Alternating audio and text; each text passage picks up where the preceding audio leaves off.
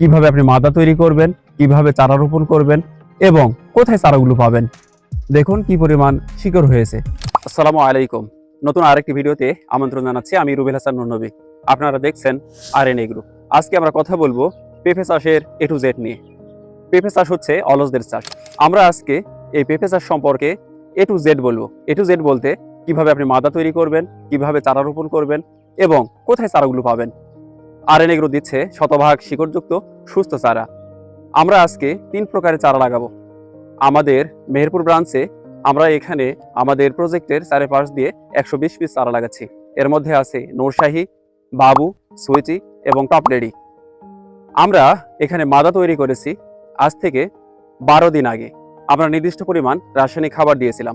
খাবার সময় হচ্ছে এই খাবারগুলো দেবার 7 দিন পর আমরা মাটিগুলো এলোমেলো করে দেই এবং আজকে 12 দিন পর আমরা চারা রোপণ করছি।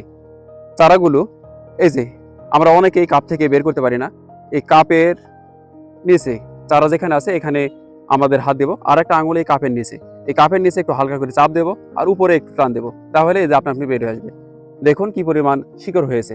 আমরা চারাগুলো রোপণ করছি, আপনারা দেখবেন। এই মাদাটা তৈরি করেছিলাম নির্দিষ্ট খাবার দিয়ে। এই যে আপনারা দেখতে পাচ্ছেন এগুলো হচ্ছে জৈব সার, জৈব সারও দেওয়া আছে। প্রথমে এখন চারা রোপণের জন্য আমরা একটু মাটিটা গর্ত করে নিচ্ছি। আমরা এখানে ধরে এই যে নিচে একটু চাপ দেবো, তাহলে এই যে চারাটা আমাদের কাপ থেকে বের হয়ে আসলো। এই যে শিকড়গুলো দেখুন। আর যেহেতু এটা কোকোপিটের চারা, এই শিকড়গুলো নষ্ট হয় না।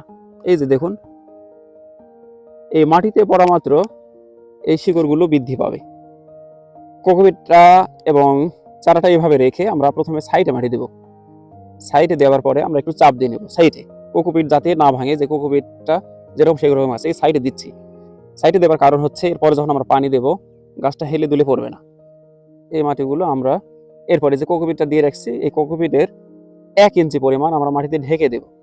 কারণ হচ্ছে যাতে রোদে কোকোপিটটা শুকিয়ে না যায়। আর সাইডটা আমরা একটু উঁচু করে দেব, যাতে আমরা পানি দিলে এই চারাটা এখানে পানিটা পায়। আর অবশ্যই আমরা সাইড দিয়ে ভালো করে চেপে দেব, যাতে চারাটা পানি পাওয়ার পরে হেলে দুলে না যায়। এই যে এইভাবে থাকলো, আমরা এখানে এখন চারার গোড়াতে পানি দিয়ে দেব।